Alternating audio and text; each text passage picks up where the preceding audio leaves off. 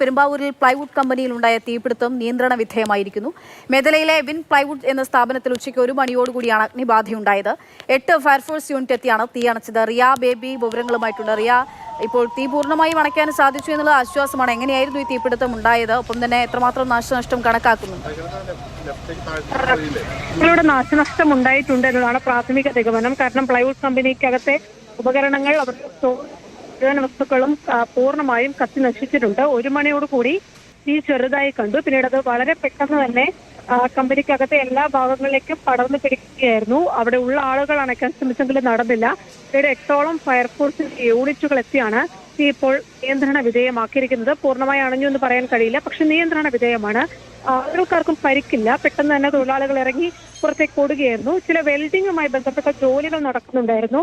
ഒരു പക്ഷേ അതിൽ നിന്ന് തീ പടർന്നു പിടിച്ചതാണ് എന്നൊരു സംശയമുണ്ട്. എന്തായാലും കാരണം പൂർണ്ണമായും വ്യക്തമായിട്ടില്ല. നിയന്ത്രണ വിധേയമാണ്. ഫയർഫോഴ്സ് ഇപ്പോഴും യൂണിറ്റുകൾ അവിടെ തുടരുന്നുണ്ട്.